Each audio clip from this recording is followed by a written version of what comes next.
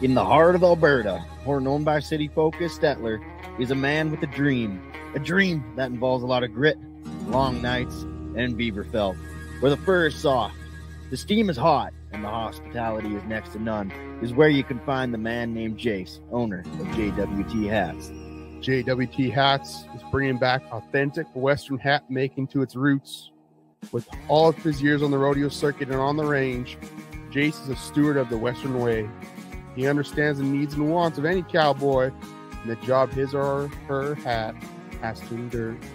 Using the finest materials, Jace can craft a hat to meet any cowboy or cowgirl's liking, including any shape, size, or color.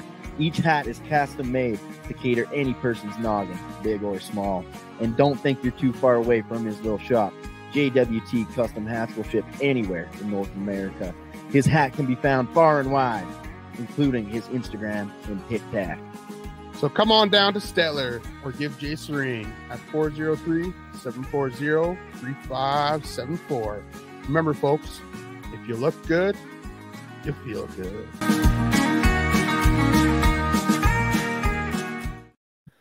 All right. Hello, folks. Welcome to another edition of the Hicks from the Sticks podcast, coming to you straight from Olds, Alberta. Beautiful Olds, Alberta. And brought to you by JWT Hats and Massimo Garlanda Performance Horses. Yeah, there you go. There you go. Yeah, we're here in the bunkhouse today. Haven't really had a banner for a while. No, and maybe like I don't know, the podcast's been a little dodgy here a little bit, but Yeah, so I don't sorry know. about that, folks. It's summertime. Summertime, folks. That's right. Last year was a little dodgy during the summer.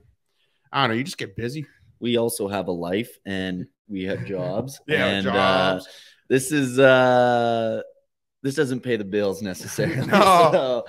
So we'll just leave it at that, folks. But thank you for tuning in. I also want to point out here, if you're listening on Apple or Spotify, you can't see this, but if you're on the YouTube, you have a little sign here, have your flag here. So if anyone has a flag they want to send us, we'll put it up in the studio. No sponsorship attached. If you just send us a flag, we get to keep the flag, we'll put it up. Yeah. So Saturdays are for the boys. Saturdays for the boys. Anything. Except for maybe a big old dick. Maybe don't give us a flag with that. But Yeah, I don't know if we put that up. No. But you never know. Maybe we yeah, will. maybe. All right. We have lots of catching up to do. That's right, folks. That's what this episode is. A lot of bullshitting, and then we have a little bit of an interview with an old friend of ours, Beau Cooper. Kind of just talks about his kind of current just a quick update. That's a good way to put it. You bet. Yeah. A lot of bullshitting today. So Mason, we're gonna go way back. We're going like I 3 wanna weeks back. preface this here. I don't think we've bantered for almost a month. Yeah, like pure banter. Yeah, like a true legit banter. So going way back, I remember one of the last things we kind of led you off with was the wedding that I attended this summer. Yes. Where I was part of the wedding party. So that was Hunter and Tracy's wedding. Hunter, one of my best friends from high school. Yeah, it was awesome. All right, it was give us a awesome. slow down on what the weekend was like. All right, what the weekend looked like is we had to go down there. I had to go down there. Shit, it was Thursday around noon. Mm-hmm. I had to go down there. We had to do a quick little rehearsal thing for the ceremony, like kind of how we would walk in and then how we would walk out. So we went and did. Was your bridesmaid that you walked up with kind of cute? Yeah, one of them was. One of them was good too. Well, so yeah. That brings up the debate then. I'm sorry, but like weddings. When you got a bridal party, do you have to have matching like numbers? So the one thing that I've learned about weddings is you can do whatever the fuck you want to do. It's your wedding, right? So I know we like to hold some judgment once in a while, but I would say on average, you usually have an even number of bridesmaids to groomsmen. Mm-hmm. In this case, that wasn't it. You know, there was altogether there was six bridesmaids and there was 3 groomsmen. Mm-hmm. So that means we had to kind of double up when we were walking in and out of there. But you know, it worked out just fine. It also kind of led to another thing later on, just to make it like when we were sitting at the head table at the reception there. Yep. Typically, you just have guys on one side, girls on the other. Because there was uneven amount, we kind of had to split it up a little bit. Stagger it up. Yeah, stagger it up, which wasn't the end of the world. Actually, it was kind of, it was all right. Because it kept all you boys out of trouble. Well, yeah, that's good. Yeah, it was kind of funny because it was 2 girls and then me, another girl, and then the best man, Carter. Okay. Then it was Hunter. Okay. Then it was Tracy, and then the maid of honor. Then it was Colton, and then 2 other bridesmaids. So Carter and I and Hunter were only separated by 1 person. So we still fucked around quite a lot. Oh, boy. I feel bad for Colton, though, because he was kind of on an island by himself. So feel bad for you, Colton, but I'm happy I wasn't in your position. So, but no, it was fun. The ceremony was it was nice and short. It was it wasn't drawn out. It was, you know, they got down to business. They it was probably, I don't know, maybe a half hour. Okay. It was quick. It was really quick. And it was awesome too, because it was hot as shit that day. We were at the Japanese Gardens in Lethbridge, and we were wearing full suits. No shade. No shade. So we were sweating our asses off. The bride and the groom both looked beautiful. No, that's good. They both looked stunning. So that was good. And then, yeah, we go through the ceremony. We walk out, you know, you kind of shoot the shit for a little bit. And then it goes to photos. All right. So when you're in the wedding party, you got to stick around for photos, right? Yes. Which isn't the end of the world. You know, we had a good group of guys there. So we were able to just, you know, josh around while Hunter and Tracy were off doing their photos. And then, you know, we were incorporated in some of the photos as well. But, you know, we just kind of, there was a gazebo there. So we just kind of hung out in there for a while. Okay. Just bullshitted. And then we made our way to the reception after that. Okay. And, yeah, it was kind of the same sort of deal. You know, it was, the speeches, they had the videos they showed.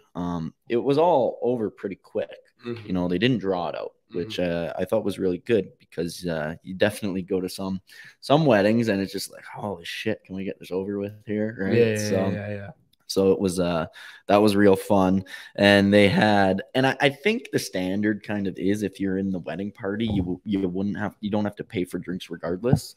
Okay. But they had an open bar there for everybody, which was fucking sick. Yeah. So I wish somebody was keeping track of like how many double spice rum and cokes I was drinking, because it was a lot. They should have like a chalk. They should have an idea. Yeah. You have the bridal party, bit of a competition. The bridal party, not necessarily the bride and groom, but the bridal party. You have a ticket counters, and every time you come up, the bartender puts a tick. Yeah. And see who has drinks the most. That'd be sick, actually. That'd be fun.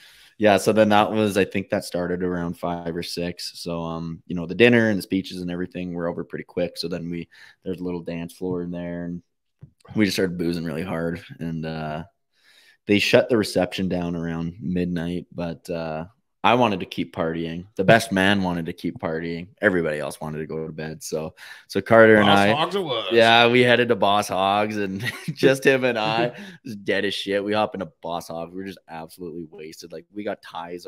Our ties are around our head. Like, our shirts are like completely untucked and like pretty much all the way unbuttoned. They're maybe held together by one button. So the barrel was showing.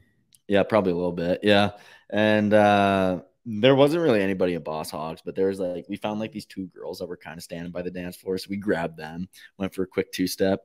And then right after the dance, they peeled out of there. So we must have been just fucking brutal. Oh boy. So then after that, we made our way over to Club Lime, and yeah, we just, boogied the night away. We just boogied. Yeah. So it was really fun. Yeah. It was a good time. That's good. Yep. All right. Last question. How was the food? How was the dinner? Really good? So they go with like a prime rib, pulled pork. So they went with more of like an Italian one. Oh. So they had there was a lot of pasta options. They had chicken parm as like the main protein, and then like a bunch of really good salads. Okay. I can't remember everything else they had, but yeah, the chicken parm was hitting pretty good. So yeah, I don't think I've ever heard of somebody doing chicken parm for a wedding before. So that was pretty good. That was actually, we were talking with the guy at Bulldog's, the local saloon here in town, and we were like, "Hey, where's the chicken parm on the menu?" No, Cedars. Yeah, sorry, our local pub in Sundre. We're like, "Where's the chicken parm?" Apparently, it's a tough one to make from a restaurant perspective. Well, Devin, you couldn't even have chicken parm anyways, could you? I love chicken parm. Back when I was... When's the last time you had chicken parm? Like 4 years, 5 years. Yeah. I love chicken Because parm. usually the breading they use is Yep. not gluten-free, and they Yeah. put it on not gluten-free pasta. Yeah. Anyways, So you're making my mouth water. you're kind I of gotta just stop. double screwed right there. You're making my mouth water. I gotta stop now. All right. So wedding out of 10.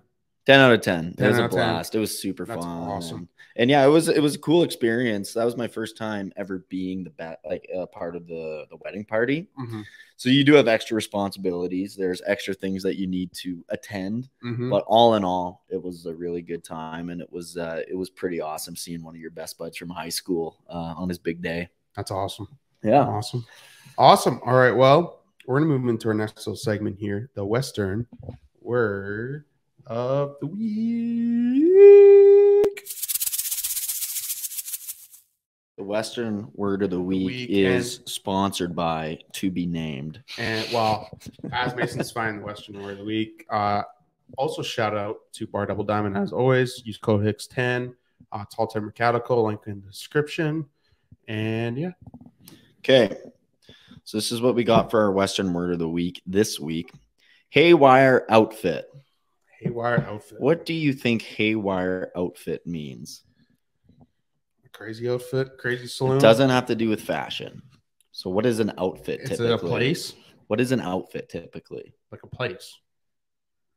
It's like a farm usually. Talking about outfit, usually some sort of operation. So what do you think a haywire outfit is? Crazy farm. You're not far off. So it's an inefficient outfit or ranch. Oh, unprofitable. Yeah. So they ain't crunching the Excel numbers. No, no. They ain't going late at night on Excel. I think they got to double check their books a couple times and figure out what's going on. Yeah. Right. Pay taxes a little better. Yeah. Some shit like that. Yeah. Exactly. But awesome. Well, thank you, Mason. Yeah, you're welcome. And if anyone wants to sponsor Western Word of the Week, let us know. Oh yeah. Awesome. All right.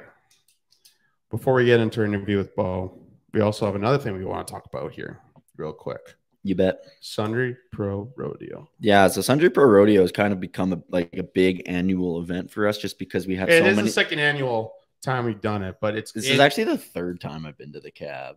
Okay. The first time I went, though, I just went with my slow pitch team. That was before we met like James and Izzy and all of our Sundry friends. But yeah, it's kind of a big annual event for us now just because we have so many friends in that region. Well, we booked the weekend off now. Yeah. That's what we do. Yeah. So for us, we were able to, after work on Friday, I even got off work a little early, went to the ranch, and then we met up with James and Massimo, us two did.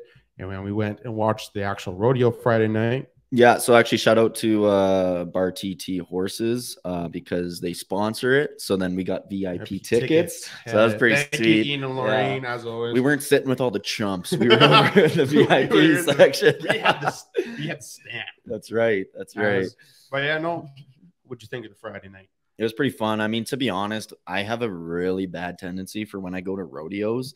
I end up, especially if I go there and I'm like buzzed or drunk. Yeah, I end up just shooting the shit the entire time. Somebody beside me and barely watch the rodeo. So I mean, James and we were gambling a little bit. Yeah. So we were gambling. I don't know what you and Massimo were doing the whole time. Yeah. So we were gambling a little bit. You know, we were like, we would set a line, say like if we thought a guy was gonna catch and like, you know, however much time, and then we'd pick an over and under, and and so we were gambling, and then just shooting the shit. You know, really didn't pay attention to the rodeo all that much, which probably is not what you're supposed to be doing when you're at a pro rodeo. Mm-hmm. But you know what?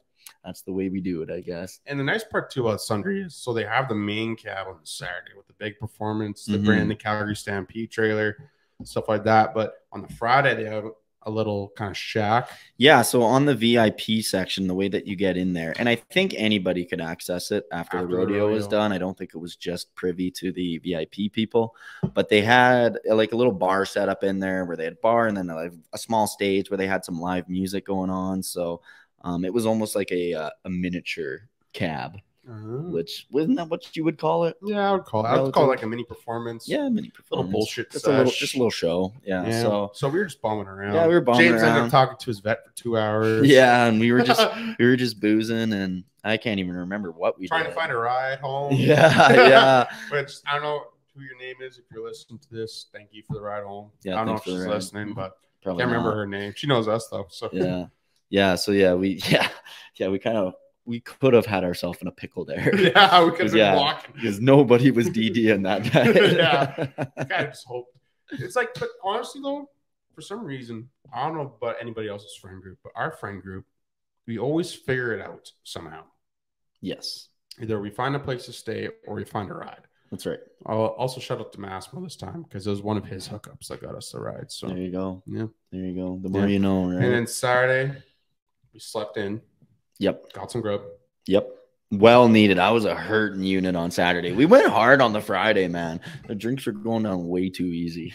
And then Saturday, got a little grub and start all over again. Yeah. Splashed around in the pool for a bit. And then just started boozing. Yep. Went to the cabaret. Now, cabaret, it was wet.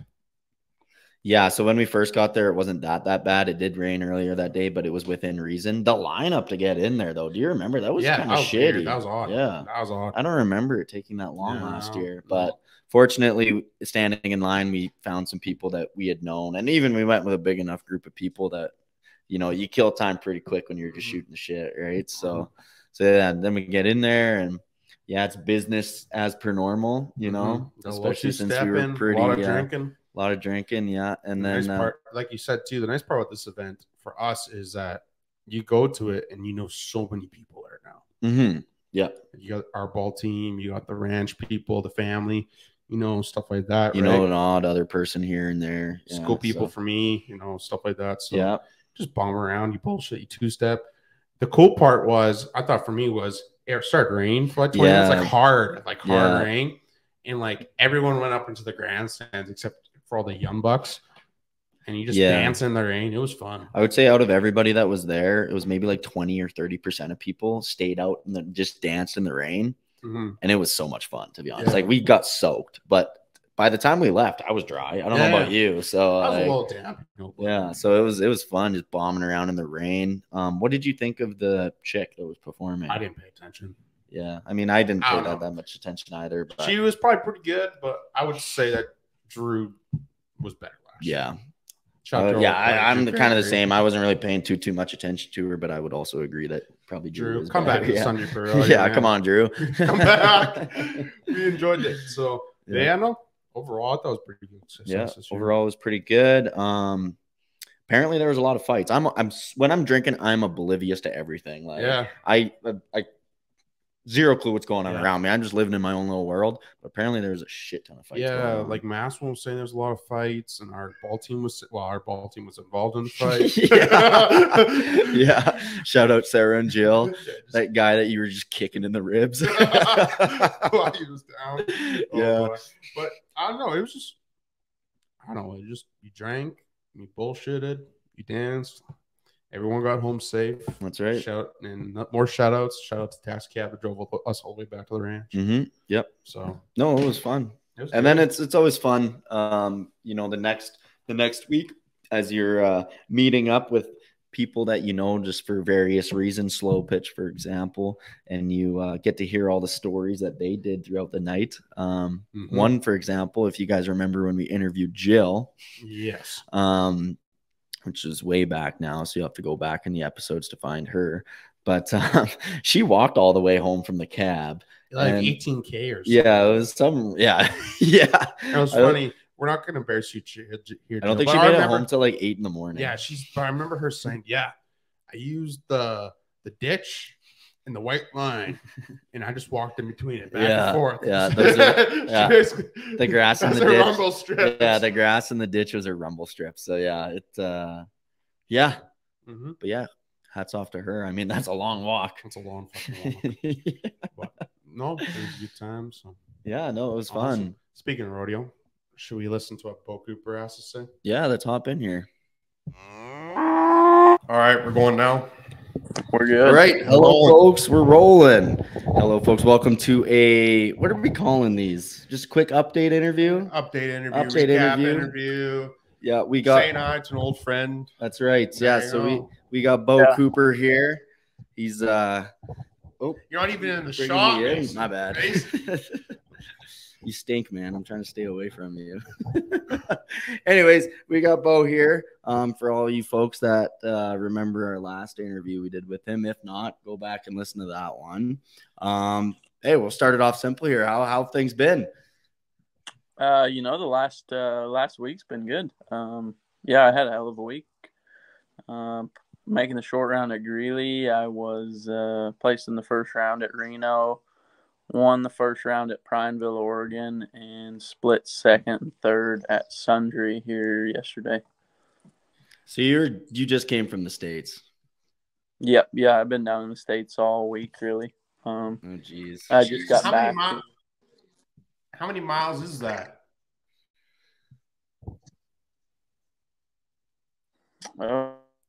Oh, shoot, I don't know. It was a lot. We Greeley, Colorado. Then we overnight drove to Reno, Nevada, which is, I don't know, it was 13 hours, I think, 14 hours. And it was 16 hours from here to Greeley, so that's 30 hours of driving. And then it was 7 hours to Prineville. And then it was another 15 hours from Prineville back to up here. And yeah, 50 hours in the last week, probably. Three all-night drives. So, do you ever keep track of your miles, or is that something you'd just rather not know? Honestly, they all run into the next one. There's too many to count. Yeah, fair enough. Well, then my question is, what do you do to keep awake on those all-nighters? Like, are you pumping Red Bulls, coffees, 500-hour energies? Yeah, big coffee guy. Coffee and spits. Ooh, can't go wrong with spits. I mean, while we're on the coffee conversation, it's middle of summer, or I guess, middle of summer right now. It's super hot out. What are you going with? Are you still going with hot coffee, or do you like to mix it up and go with the cold ones? Yeah, no, I'm a hot coffee guy for sure. I do like cold brews and stuff too, but driving overnight, I drink hot coffee. I don't know. I probably had 6 or 7 the other day. Yeah. It's pretty jittery by the end of the night. Yeah, right? Put a nervous twitch in something and kind of looking around real funny. Yeah. Better keep aspirin on you just in case you have a heart attack. Isn't that what that shit's for? Or is that for if you're having a stroke? I thought aspirin's for when you just super hungover. I don't know. I'm not a doctor. No. All right. Well, I guess kind of kicking it back a little bit. I think remember one of the things that we discussed when you had you on last time, when you were kind of on your winter vacation, when you were shutting her down for a little bit. You're really big into hunting. Did you end up going out at all? Yeah. Yeah. When did we do that last one? Was that before the CFR or right after? I think November. It was right after. Yeah. I'm pretty sure. Right after. Yeah, I think you're right. Yeah. Yeah, my dad ended up killing probably the biggest mule deer I've ever seen in my life. He went 213. I found him 2 days before he'd shot him, and I took some video of him through the spotter and texted it to him, and I said, "You get your ass here right now." But now he's so he ended up killing that deer, and that was a big deer. Yep. It was a pretty cool story. I don't know how long you guys got, but it was pretty cool how it all worked out for him. And then, so he went 213, and then 10 days later, I killed a pretty good whitetail that I've had on camera for probably 3 years. Just a typical 6x6. Really? He was right at 160. So he was a sweet deer. So does your family, do they make what are they big? Like, do they make a lot of steaks and stuff, like deer steaks, or is it more like a jerky, sausage? Like, what does your family do with it?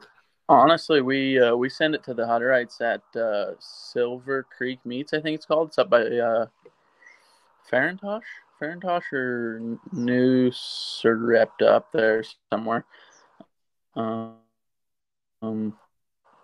But they do freaking amazing job. Summer sausage, all that kind of stuff. Hell yeah. Yeah, that's the way to do it. That's awesome. Yeah. Let the professionals deal with it. Them hiring women know what they're doing. So they do a bang up job. I don't know if you guys follow Steve Eklund at all. He sends all his stuff up there too. So pretty well everybody I know sends it up there. Yeah. Sweet. No, right on. Awesome. And then, so I know when we talked last time, you kind of take a little bit of a hiatus there to go hunting. Was there anything else you kind of did during your break, or were you got your deer and then your head down south right away? Yeah, I guess I hunted all in November and then switched to the old coyotes, and we hunted quite a few coyotes in December. And then I kind of got back to roping a little bit too. I finally got some calves, so then I roped a little bit, but it was pretty cold, so not a whole hell of a lot. And then I actually went and played some hockey over at Trochu with my cousins. Every Monday night I went over there, so just kind of hung out, had fun, took a break from it all.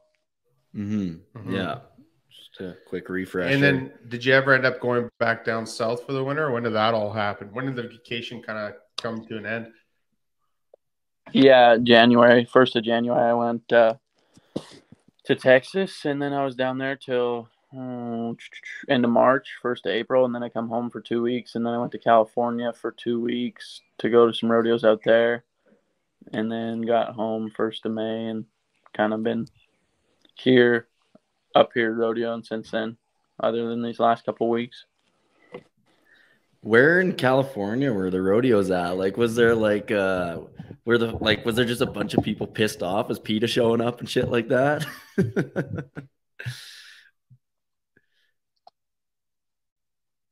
Rodeo out there, it was kind of crazy. You think that they wouldn't, and I mean, obviously there is people out there that don't like it, but everybody that was there was, loved it. They were having a lot of parties, and it was almost seemed like it was just a bunch of rednecks, to be honest with you. Like they're tailgating and having big tailgate parties, and it was pretty well one big party for about 2 weeks, it seemed like. But we went. The first one was in Red Bluff. The second one was in Clovis. Okay, are those like on the north side there, or whereabouts are those at? Yeah, Red Bluff's on the north end of this valley. I think they call it the Central Valley, and then Clovis is kind of down there on the south end. Okay, gotcha. How are the babes in California? It lives up to its name. Nice. That's all that needs to be said about that. Yeah. Awesome. If you're okay with us talking about it, we know that when you were down there's a big thing. You got a little popular on social media about one of your runs, eh? Do you want to kind of explain what happened there? Yeah, that was probably the craziest thing that's ever happened, and probably one of the biggest scandals in the PRCA, it seems like. But Houston.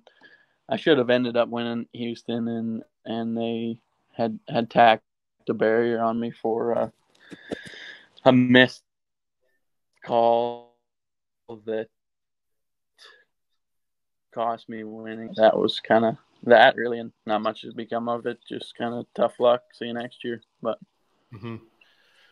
yeah, that's such a pile of horse shit, though. Yeah, but I want to highlight you here a little bit. You had a very classy move, because there was a GoFundMe that was put out there, and a classy move by you to raise money, because people were like, you deserve the money, but then you put it towards, I think it was your buddy, correct? Do you want to kind of explain what you did with that GoFundMe money? Yeah, Tiff Cooper, Tough Cooper's wife, she set it up for me. And then I mean, it was super generous of her, and she kind of deserves the credit for doing it, because obviously she set it up, but I just didn't feel right about it. Other people giving me money, so just God's timing that it kind of worked out. I mean, I shouldn't say worked out, but unfortunately, Caleb's wreck was the next day, Monday morning, I think, and so I'd learned about it and decided that it would probably be best if he got all the money that was raised in the GoFundMe, and it ended up getting to 87 or 89,000 or something. So, Jeez. Wow. yeah, it kind of took off and grew from there. And the other day, he actually walked out of the hospital 3 months later. So that's pretty awesome. damn cool. That's really cool. Awesome. I've never really met him. I seen him at a rodeo one time, and that's it. I've never shook his hand, but I'm going to here one of these days. Yeah, you bet. Yeah, that's awesome. I think you've earned that. Yeah. Awesome. And then so you're down south, so obviously that little situation there happened. What was one of the coolest what was another cool kind of story or something that happened in the winter during your adventures down Texas and California? It was just kind of like a just average winter. Honestly, Houston was the first place that I'd won money all winter, and then for that to happen was kind of shitty. But it was kind of cool. I got some confidence knowing I can win on a big stage like that, and then come right back the next day or the couple days later, and rodeo down there. So it was kind of a little awkward, just felt like there's a big elephant in the room that nobody was talking about, but everybody knew. And so it's kind of hard to run that next calf. But then luckily, I kind of got it out of the way and made a good run, 1/3 there. So kind of got rolling and made some money.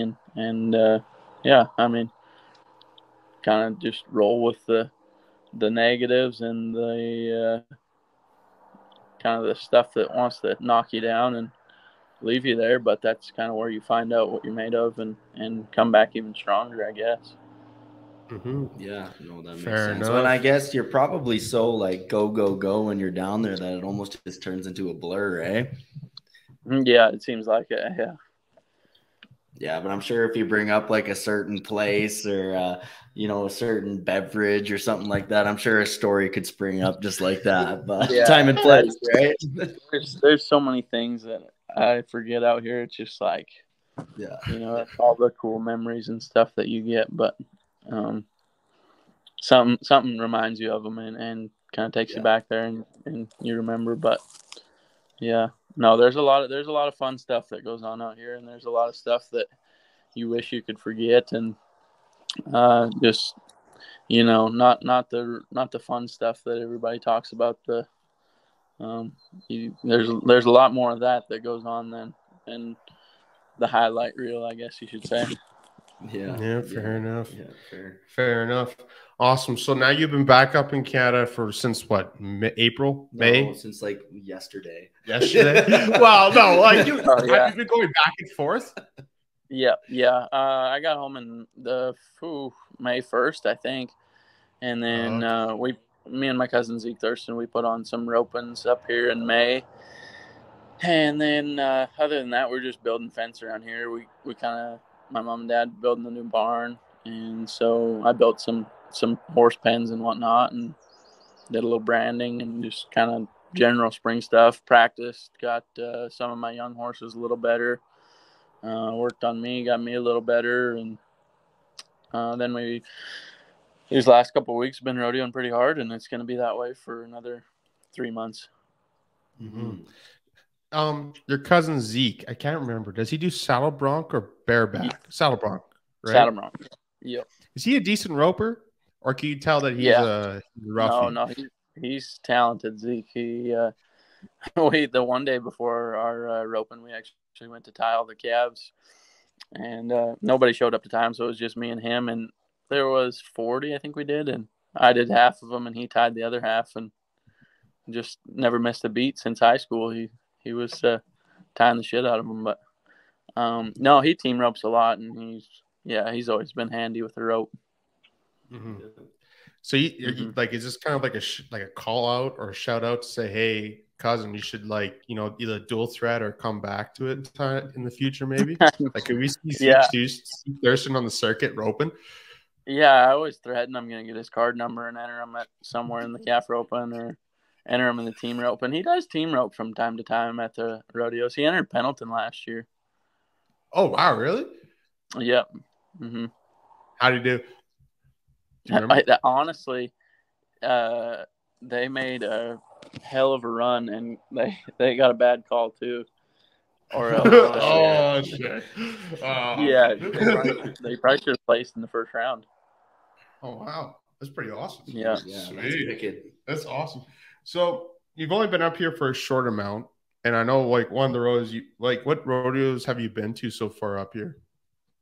Where'd we start? I went to Tabor and Coleman, and then I went to Falkland, and then we went to that new one, that Buffalo Lake, which they did a hell of a job. Shout out to them. They first year being a rodeo, and they were tour rodeo, and they have no plans on backing down. It sounds like so. Shout out to them. But then we went to Grand Prairie that weekend, Leduc, Hand Hills. Then I went to, I don't know, Innisfail, Stavely. And then we went to Rocky Mountain House, Brooks, Lee Park, and then I went to Sundry yesterday, I guess. Would have been a better question to ask where you haven't been yet. Yeah, maybe. Yeah. So you said Buffalo Lake, correct? That's a new one that was this year. Yeah, not the Buffalo Lake that's currently 5 miles right behind me here, but it's up north. It's north of Smoky Lake, I think. Okay, so you said they did a really good job. Did they listen? And did they have a hospitality tent? They did. Oh, damn! What did they have? Anything good in there? I went and had pancake breakfast. It was damn good. Hell yeah! There you go. Sweet. That's awesome. Have you noticed? I know this was I think we talked about this a bit. Have there been more hospitality tents popping up in Canada now? I don't really know, honestly. I think that's the only one, but. Oh, okay. Gotcha. Gotcha. Yeah. Well, now all the rodeo people are listening. You got to go to Buffalo Lake because then you get a hospitality tent. There you go. Yeah. Apparently, they did a good job. Yeah. And apparently, from all the rodeo people we talked to, hospitality tents are like top tier, like the best of the best. Yeah. So, anyways, continue on. Yeah. So no, they're nice. Yeah. So we saw actually through our friends at Bar TT Cow Horse that you actually, and you said earlier too that you got second and third at Sundry. So first of all, congrats to that. How were you just smoke, like you had a good week and that was just a good way to recap it off? Like how did that all go? Honestly, it's funny.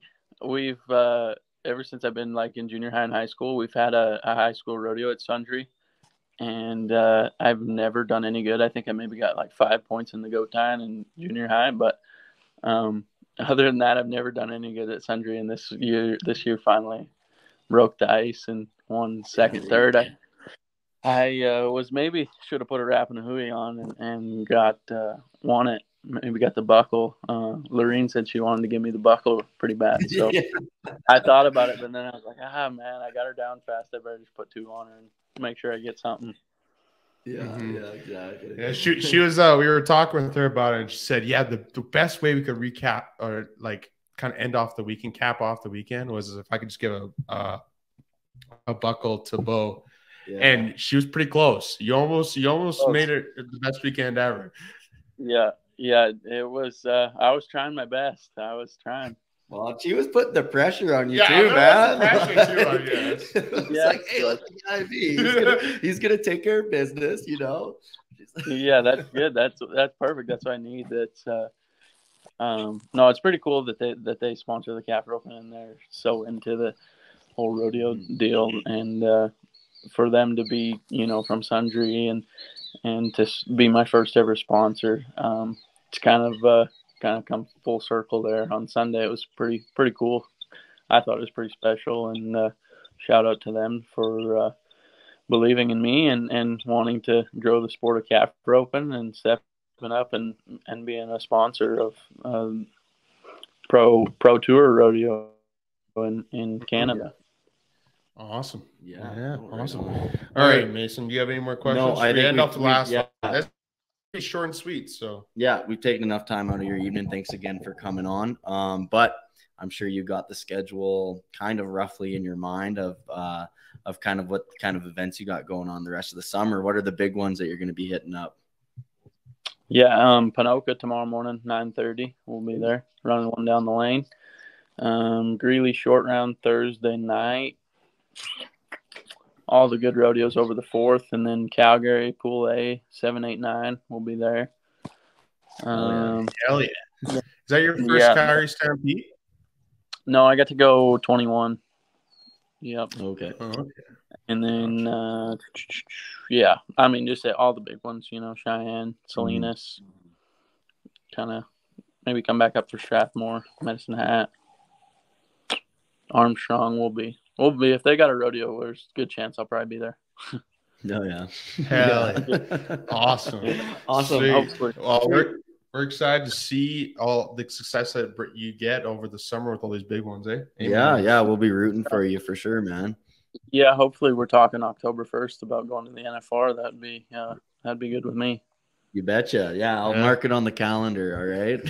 Next interview with Beau, October 1st. Yep. Hell yeah. Awesome. All right. Well, thanks for hopping on, man. It was nice catching up. Yeah, you guys too.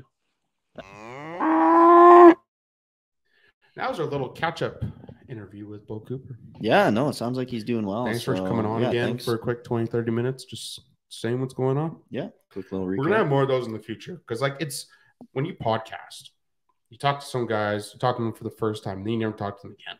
Mm-hmm. It's kind of cool to kind of catch up, see how the operations, either the farmer operations doing, the rodeo guys, what they're up to. So stay tuned for more of those in the future. Maybe even full episodes where we have a couple back to back. But yeah, you bet. Stay tuned for that. All right, it's beginning of the month. So we are going to do a rodeo rundown of the CPRA real quick. We have it up here, so we're just going to run through it real quick. I just want to see who has the coolest names. Well, so yeah, coolest names and coolest places. So does it go last name then first name? Is that what that is on there? Okay. Yeah, so we got to find the mouse here. All right, there we go. All right, here we go. So in the saddle bronc, we have Layton Green, then Zeke Thurston, then Ben Anderson. Zeke Thurston is actually Beau Cooper's cousin. Hell yeah. That'd be Zeke. I thought the coolest thing here, so Wyatt Casper, he's from Miami, Texas. Holy shit. So which Miami's better, Miami, Florida, or Miami, Texas? I haven't been to either, but I'm going to assume that the Florida one is better. But I don't know. It's a good assumption. All right, bareback, Ty Depoti is first, Cody Lamb is second, and third is Cole Goodwin. Also preface, this is not, I don't think this includes Panoka. Dude, this one guy's name is Cruz. Where? From Saskatchewan, Bigger, Saskatchewan. Cruz McNulty from Bigger, Saskatchewan. Kind of a cool name. Is there a small LJ? What does LJ stand for, you think? LJ Higgins from Texas. Cisco, Texas. Cisco. All right, bull riding. Jordan Hansen's first. Jacob Garner pulls up second. And Jared Parsonage is in the rear in third. Hell yeah. All right, there we go. Down to the tie-down rope. Logan Bird is first. Shane Smith is second. And Haven Meged. Sorry for pronouncing it. Come on, buddy. His name's Haven? That's a name. From Miles City. And our boy Beau Cooper, is in 16th place at the moment with $6,000 under his belt. Ooh. But last I checked, he was third in Panoka at the moment. Oh, shit. Really? Yeah. Let's go. Big money coming up. Let's fucking go. Steer wrestling. Tanner Milan is first. Stefan Collin is second. And Harley Cole is third. Any cool places? Bluffdale, Texas. Huh. Bluffdale, Perryton, Texas. Holy, there's a lot. We got a lot of Yankees coming up. Yeah. Lady Bear in the barrel racing, we got Justine Elliott is first. Lynette Broadway is second, and Blake Molly is Molly. I don't know. Is third. All right. Wow. Jeez, there's a long list of barrel racers. Holy, a lot of girls winning some money. How much does the first place person have? So, Justine Elliott has $14,000 under her belt this year. Yeah.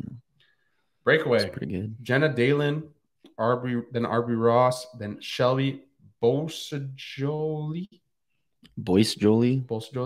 Boyce Julie. Man, we suck at pronouncing names. That's okay. Though. You suck at pronouncing names. Healers, Calgary Smith, and she is from Adams, Oregon. What the fuck? So she is nowhere close to Calgary. What the fuck? Why is her name Calgary? I've never seen that. Dude? That's gotta be a dude. I'm assuming it's a dude. Yeah, it's definitely a dude. Uh-huh. Why the hell is his name Calgary? That's crazy. Dylan Graham is second, and Jeremy Bueller is third. Now we go to the headers. Brady Tyron is first. Dawson Graham, so Dylan's brother, is second, and Ren Richard is third. And that's all, folks. That's it. That's all. Well, we got some rookie novice and stuff like that. Jared Cooper's first in Saddle Bronc. Chase Siemens is first in the bareback, and the steer ride, and Hayden Mulvin is first. Mulvey. So, anyway, this is a little update for y'all. Yeah, right on. We ain't doing the weekly rodeo rundown, but it's good to keep tabs on everybody and how everybody's doing. It is, yeah. Yeah, all right. See how everybody's doing. Last topic of the day, Mason. Yep. Golf. Yeah. I'm like a big dimple head. Dimple head? Yeah. You want to explain the definition of a dimple head? Well, the ball has dimples on it. So if you're into golf, you're a dimple head. Dimple head. Yeah. What have you been shooting recently? Well, not good. I mean, like, here. This is the chronological order of how I got into golf, all right? So about 3 years ago, I wanted to get into it for some reason. Who knows why? I can't remember. But so I went and I bought a set of golf clubs for like $650. And I golfed maybe 2 or 3 times that year. Okay. Next year, golf even less than that. Probably golfed like twice. And now this year, I've decided that I want to be like full blown. And I still haven't golfed as much as I would like to, but I would say I've probably gone almost, I don't know, maybe 8, almost 10 times now here. And it's such a frustrating sport, but it is fun as shit. Like I suck at it, but it's fun. Today, so as it's being recorded on July 3rd, we went and shot around before this quick banter here. I shot a 62. Mason shot a 57. Yeah, so we're pretty bad. We're pretty bad. Yeah. Because par was 36. So. Yeah. I can consistently, though, and I used to be way worse than this, so I have gotten better, but I can consistently get between a bogey and a triple bogey. It's very rare for me to get a par still. Yeah. I only get a par every once in a while, but like consistently between a bogey and triple bogey. Where I'm getting quadruple bogeys, and I'll pull a fucking par or a bogey out of my ass. Like the one hole, I got a 10. I shot a 10 shot, whatever you want to call it. That's a freaking quadruple or a lot. Over 5.